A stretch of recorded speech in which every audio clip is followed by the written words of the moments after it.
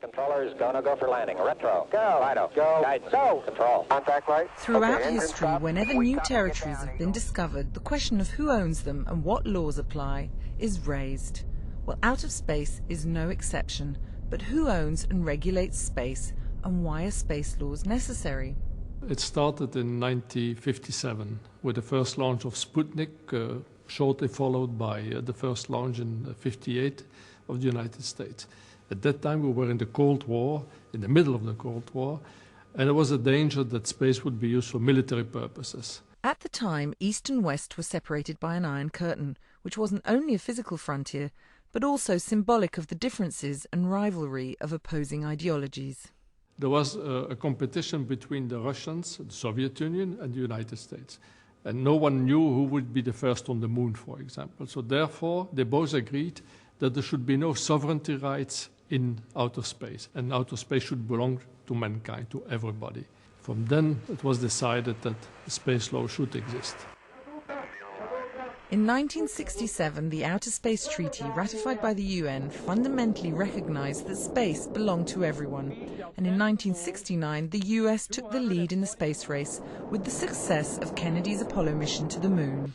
The United States have put their flag there, but at the same time, there was a special act, a law in the United States, specifying the purpose of this flag, saying that this is only a question of pride, but not a sign of sovereignty. It's one small step for man, one giant leap for mankind. Since the end of the Cold War, space exploration has totally changed. And while the original treaty of 1967 has received 4 additional conventions, there are many areas where present regulation is ambiguous. For example, in the case of industrial exploitation of minerals from asteroids. We could imagine that some asteroids would be brought into a low orbit of the Earth and then exploited in one way or another. But the question there is, can we qualify an asteroid as a celestial body?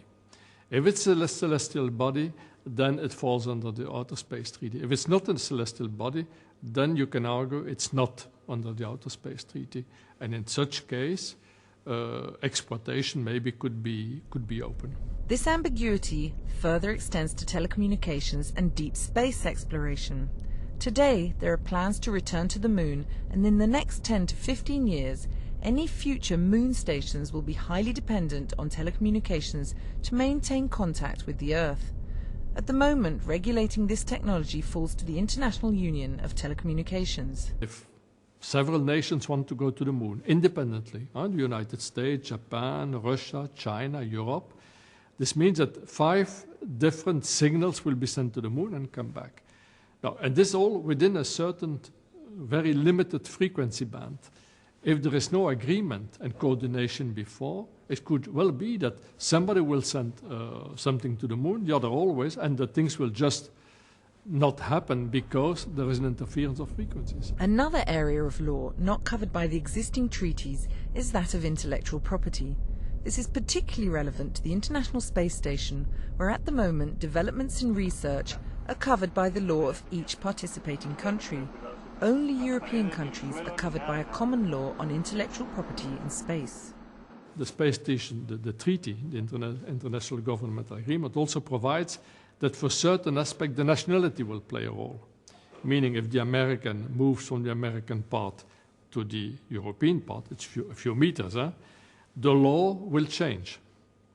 And you see that this is, of course, very complex, and this really shows the need that we should invent other concepts for ruling those things in outer space. Finally, let's not forget the question of space debris.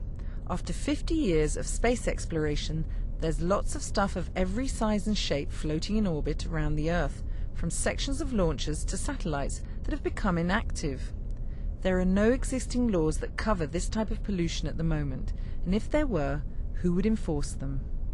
When the Space Treaty was drafted, all activities were governmental activities. Today, most of the activities are private activities. All telecommunications are almost private today. The launchers are private, Arianespace, Starsem, Sea Launch, are private organizations. And therefore, the Space Treaty is not matching anymore the reality.